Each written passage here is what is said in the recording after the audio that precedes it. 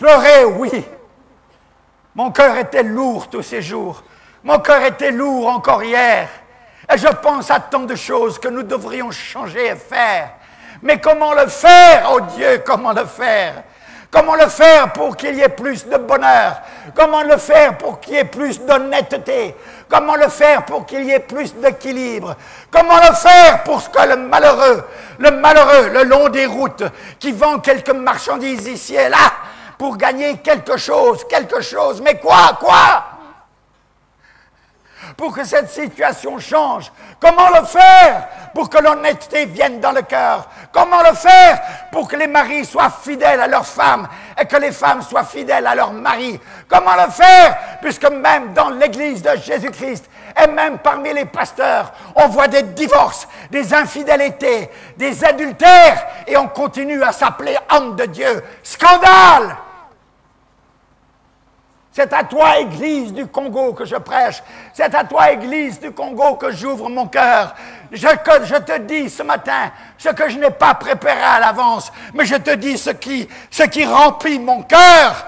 Nous pouvons nous bomber le torse, 50 ans, jubiler. Et quoi?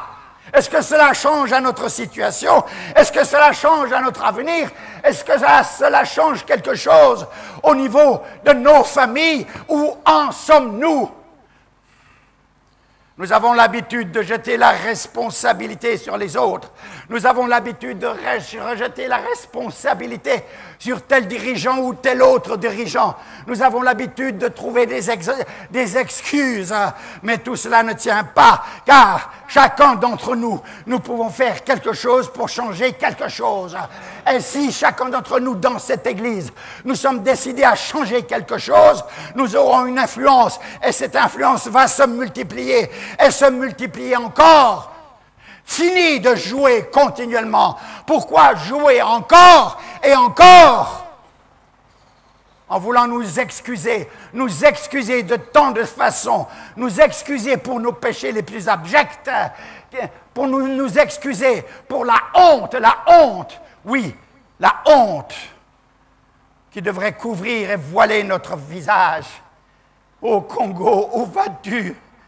Ô Congo, où vas-tu? Les larmes me remplissent les yeux. Y a-t-il un espoir aujourd'hui? Un espoir dans nos réunions politiques? Un espoir dans nos partis? Un espoir? Mais mes frères, depuis 46 ans que je suis à Kinshasa, qu'ai-je vu comme espoir réalisé pour le meilleur de la nation, pour le meilleur de la masse, pour le meilleur du peuple? Peut-être vous n'êtes pas content et vous dites c'est un étranger qui nous parle. Non, je ne suis pas étranger, je suis Congolais comme vous. Et c'est pour cela que je parle. Et c'est pour cela que je parle et je parlerai encore. Ne vous en déplaise, ceci concerne la morale de la famille, la morale de la société, la morale des instances politiques, la morale des décideurs de la nation. La morale, où est-elle?